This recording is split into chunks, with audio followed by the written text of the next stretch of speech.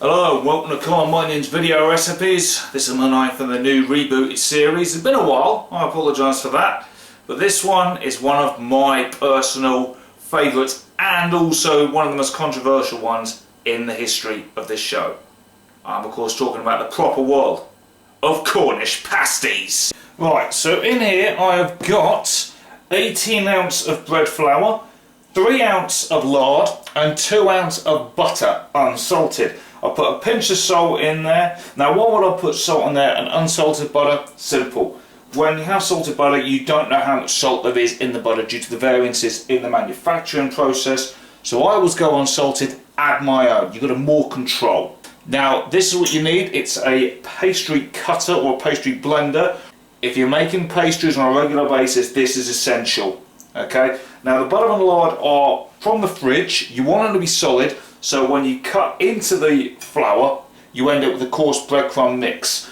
Right, now, when I say cutting the flour, you press down on the fat into the flour and the blades cut through and incorporate it in the flour mixture.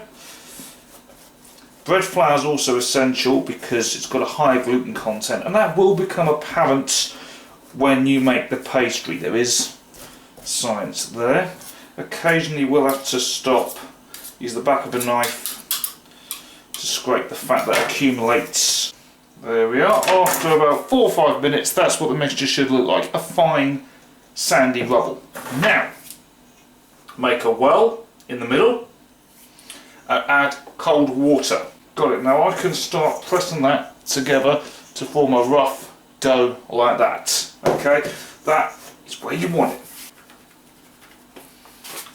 Sprinkle on a little bit of bread flour, sprinkle the rubbly mixture. Right.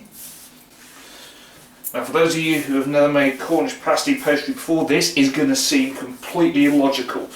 Why would you need pastry to making it tough? Well, you need to. No pun intended. Because the pastry is meant to be strong and sturdy. It's not meant to be this thin, flaky, like stuff you get with a pie. It's just there just to keep the filling in. The Cornish pasty is a real old school, veteran style dish. The pastry is not meant to be thick, but it's meant to be strong.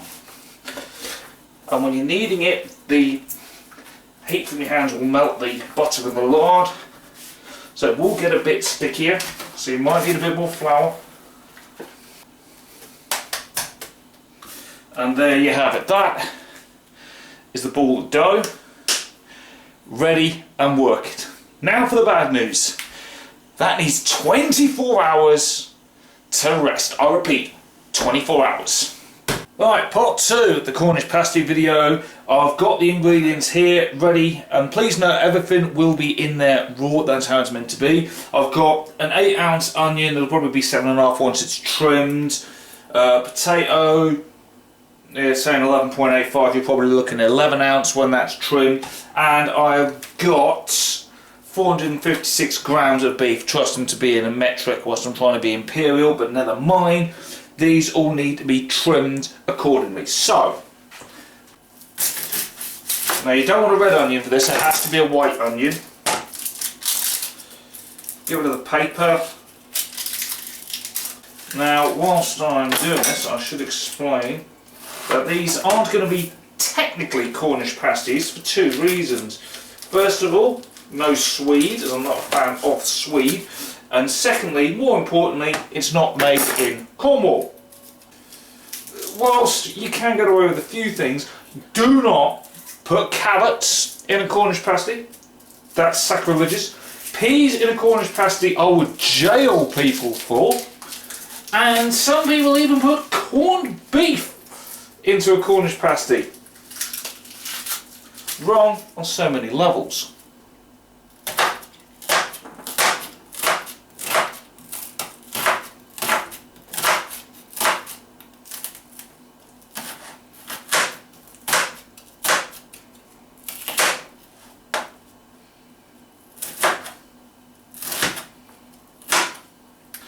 Some people would want a more coarse cut onion. That's fine as them. I'm not a huge fan of the texture of onion. I like the flavour but not the texture, so the smaller the dice for me, the better. And then a fine dice, about 1/3 of an inch pieces. Now dealing with meat. Now, a lot of people are arguing already what type of meat you should use. Personally, as long as it's a cheap cut of beef, you can get away with a fair amount. I mean, this is skirt steak, that's fine. Some people use shin of beef, some use the neck cut. It's as long as you have about a pound or so in weight, you are pretty much good to go. And you want to trim this up so there's no tough membranes in it, because although it cooks for a while, Cornish pasties are not designed to have the membranes. A bit of fat's okay, but the membranes you want to cut out. So, there we are. That is the mixture of beef, potato and onion. I'm now going to add salt and pepper. And that's all you add to it. You don't add any herbs and spices. A Cornish pasty is traditionally rough and ready food.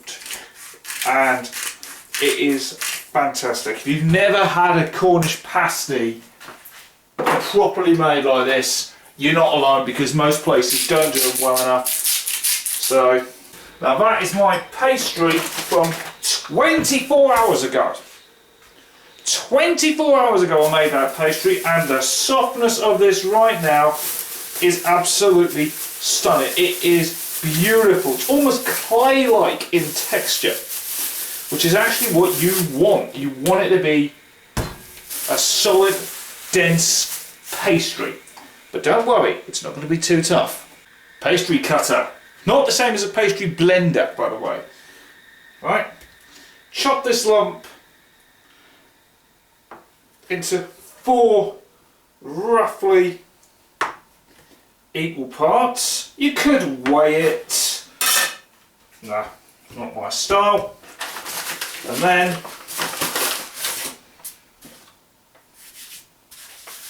lightly flour the surface. Roll out each piece.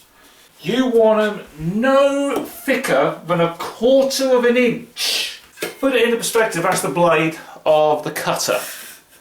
Okay, you want it not much thicker than that. Okay, now what we do is we fill up the pasties. Now we do it off centre, and because I'm worried that I've cut the potatoes a little small, I'm trying to get more of them because the meat will stay at the top. Okay, and you want to have 1/2 inch or so space at the edge, and notice how I'm leaving it on there. That way I can fold it up whichever way I feel, like that. Okay, but don't seal it, because about that much butter. Right, because the melting of the butter when this goes in will help create steam and will help deliver the ultimate pasty. Now we're going to trim off the excess. Okay. Okay. So there you have one Cornish pasty, but not yet. Crimping. Now, this is where it's a little bit controversial, because all I do is I just crimp together and then seal around. Some do some really fancy crimping techniques. I'm not a fan. I don't like it when you get this really thick knot of pastry. All we need now is a slash at the top for the steam to vent up, and that is one glorious Cornish pasty. 1 egg with a bit of water. Just going to quickly beat up. Using a fork. We need to egg wash the Cornish pasties. The oven, by the way, is on gas mark 6, so it needs to be on gas mark 5 5, and these will take half hour before you swap them around. They'll need an hour cooking each way.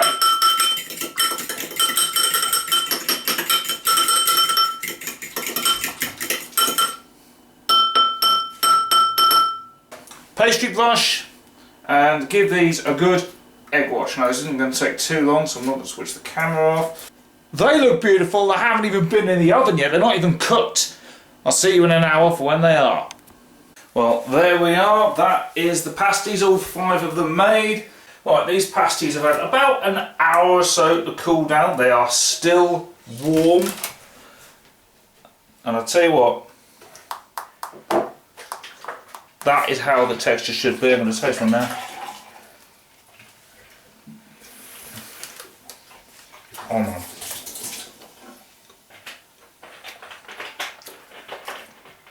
The pastry is foolproof.